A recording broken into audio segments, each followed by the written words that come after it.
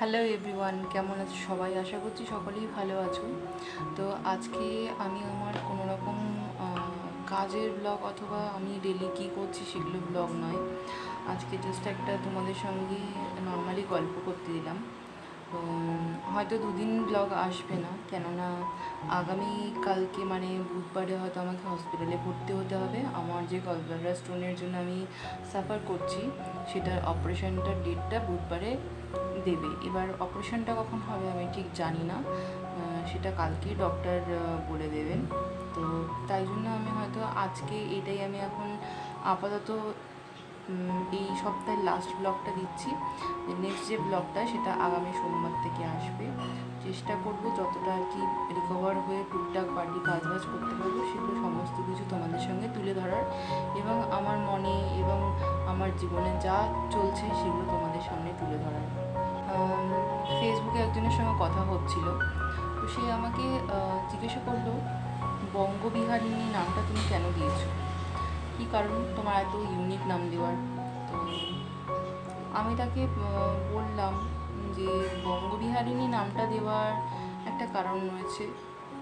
তো সেই কারণটা তাকে বললাম।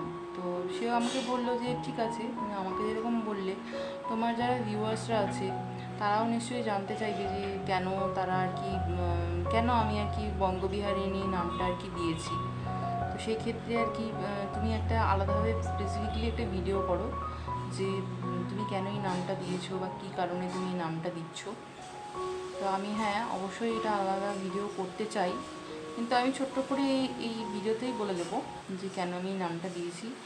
এই নামটা হচ্ছে দেওয়ার কারণ, আমার যে হাজব্যান্ড রয়েছে সে আমাকে বিহারি বিহারি বলে খচাতো। তার কারণ আছে, কেননা আমরা নন বেঙ্গলি বলে। তো আজ যেহেতু ছোটো থেকে বাংলা কালচারে বড় হয়ে উঠেছি, তো এই জন্য এটা কম্বিনেশন নাম হলো বঙ্গবিহারিণী। মাথায় ওটা এসেছিলো ওই সময়টা, তাই জন্য এই একটা ইউনিক নেম আমি দিয়ে দিয়েছিলাম। হ্যাঁ, তবে এটার আরও একটা এলাবোরেশন আছে, সেটা আমি তোমাদের বলবো কেন বঙ্গবিহারিণী নামটা দিয়েছি। আর হচ্ছে আমার জীবনে এই মুহূর্তে কী চলছে। দেখো, এই জীবনে মানে এই মুহূর্তে জীবনে চলছে হচ্ছে, প্রথম কথা হচ্ছে আমার স্ট্রাগলিং। আমি এখন একটা স্ট্রাগল করছি যে কীভাবে আমি নিজের পায়ে দাঁড়াবো, কীভাবে আমি আমার সংসারটাকে চালাবো, কীভাবে আমি আমার বাচ্চাটাকে মানুষ করব, আর কি করলে আমি অন্তত মিনিমাম যেটা সংসার চালাতে গেলে ইনকাম লাগে সেই ইনকামটা আমি কোথার থেকে করবো। এখন আমার মাথায় দুটো লোন চলছে, সেই লোনের ইএমআই আমাকে দিতে হবে। আমি যে আসল মূলধন সেটা আমি হয়তো এখন পে করতে পারবো না, কেননা আমার কাছে এনাফ মানি নেই যে আমি সেগুলো পে করে আমি সেগুলোই ক্লোজ করে দেবো। তো আমার মোবাইলের ইএমআই চলছে, যেটাতে আমি এখন শ্যুট করছি, সেটা আর কি 2 বছরের জন্য চলবে। প্রি ক্লোজ করার জন্য আমি অনেক চেষ্টা করেছি, বাট করতে পারিনি। আর একটা স্ট্যান্ড ফ্যানের ইএমআই চলছে। আর গোল্ড চেনের ইএমআইয়ের ব্যাপারে তো তোমাকে বললাম, সেটা নেক্সট মান্থ থেকে চালু হয়ে যাবে। 1 তারিখ হলেই আমাকে ইএমআই টাকাটা ভরতে হবে। তো চেষ্টা করছি যদি কোথাও জব পেয়ে যাই তো খুবই ভালো, আর যদি জব নাও হয় কোনো অসুবিধা নেই। আমি অপেক্ষা করবো আমার ছেলেটা বড় হয়ে যাওয়ার অবধি, কেননা ছেলেটা বড় না হলে না আমার একটা টেনশন থাকবে যে আমি ওকে ছেড়ে যাচ্ছি কাজ করতে, ও আদৌ ঠিকঠাক করে খাচ্ছে তো, আদৌ যেখানেই থাকুক, ওর ঠাকুমা দাদুর কাছে থাকুক অথবা মা বাবার কাছে থাকুক, তো সেটাও আর কি ভালোভাবে থাকছে তো, ভালোভাবে খাচ্ছে তো, ঘুমাচ্ছে তো, এগুলো নিয়ে টেনশানে থাকবো। এই একটু বড় হয়ে গেলে এই জিনিসগুলোদের চিন্তাটা অনেকটা কমে যাবে। আর পাশাপাশি আমি চেষ্টাও করব যে একটা বিজনেস করার। আমার আইডিয়া আছে মাথায় কিছু বিজনেস খোলার, তো সেটা আমি মাথায় আছে যে আমি সেই জিনিসটার প্রতি এখন অতটাভাবে আর কি ন্যাক দিচ্ছি না। আমি এখন ফোকাস করছি মেনলি আমি যে বাড়িতে বসে জবটা করছি সেটার উপরে। আর সোশ্যাল মিডিয়াতে অবশ্যই আমি চেষ্টা করছি যেন আমি এস্টাবলিশড হয়ে যাই।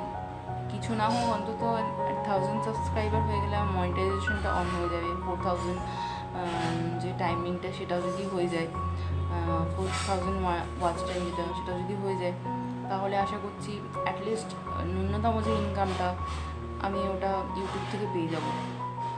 তো ইউটিউবে আসার উদ্দেশ্য হচ্ছে আমার একটাই, যে ব্লগ করব, অবশ্যই ব্লগ করব। নিজের জীবনটা যখন দেখাচ্ছি তখন সবারই একটা ইচ্ছে থাকে যে এই ব্লগিংয়ের মাধ্যমে দাঁড়াবো। কেউ না কেউ তো জিরো থেকে শুরু করে না, আমি সেই জিরো থেকেই শুরু করছি। আচ্ছা, তারপরে হচ্ছে আমার জীবনের আরও একটা সমস্যা, সেটা হচ্ছে গল ব্লাডার স্টোন। এটা নিয়ে আমি বিগত 2 থেকে আড়াই মাস ধরে ভুগছি। কেননা আমি যে প্রথম ডক্টরের কাছে গেছিলাম, সেই ডক্টর আমাকে মিসলিড করেছিলেন। আমাকে ঠিকঠাকভাবে ইনফেকশান কিওর করার ওষুধটা দেননি। উনি জাস্ট বলেছিলেন আপনি খাওয়া দাওয়া কন্ট্রোল করুন, খাওয়া দাওয়া কন্ট্রোল করলে আপনার ইনফেকশানটা কমে যাবে, দিয়ে অ্যাজ সুন অ্যাজ পসিবল আমরা অপারেশন করব।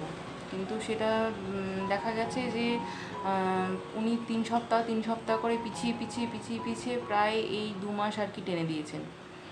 লাস্ট আমি যে এখন ডক্টর সমুদ্রগুপ্ত জেনারেল ফিজিশিয়ানকে দেখাচ্ছি, সেই ফিজিশিয়ান আর কি উনি আমাকে ইনফেকশানের কিওর করার জন্য অ্যান্টিবায়োটিক্স দিয়েছেন, প্লাস যে আগের যে ওষুধগুলো ছিল সেগুলো তো চলছেই। এই ওষুধগুলো দিয়ে উনি আমাকে ইনফেকশান কিওর করে এর মধ্যেই আমাকে অপারেশনটা করে দেবেন। তা আমার একদিক থেকে অনেক হেল্প হয়েছে। আর এই কার্ড মানে আমার এই অপারেশনটা পুরোপুরি সম্পূর্ণভাবে স্বাস্থ্যসাথী কার্ডের উপরেই হচ্ছে, এক্সট্রা বাইরে থেকে কোনো চার্জেস লাগছে না। এটার উপর আমি আলাদা করে যদি তোমরা চাও বলো, কেউ যদি জিজ্ঞাসা করো, অবশ্যই আমি জানিয়ে দেবো কীভাবে কী আমি প্রসেসটা করেছি, ভিডিওর মাধ্যমে জানিয়ে দেবো। আর হচ্ছে এটাই, তোমরা আশা করছি আমার ভিডিও বা ব্লগ দেখতে ভালোবাসো এবং ভবিষ্যতে চাই হবে আমার সঙ্গে তোমাদের সঙ্গে সব কিছু শেয়ার করবো। তোমরা কমেন্টসে অবশ্যই জানিও আমার কী করা উচিত কি না করা উচিত। তোমরা যদি আমাকে কমেন্ট করো বা কেউ যদি আমার ওয়েল উইশার হয়ে থাকো, তাহলে অবশ্যই আমার খুবই ভালো লাগবে। খারাপ হোক বা বাজে হোক, ভালো হোক, যেটাই হোক, মন্তব্য অবশ্যই জানিও। কেননা একটা ভিউজ আর একটা লাইক সাবস্ক্রাইব আমার জন্য অনেকটা ম্যাটার করে। আমি এতে মোটিভেট ফিল করি। যদি তোমরা ক্রিটিসাইজও করো, আমি সেটা খুব ভালো মতন করে নেব।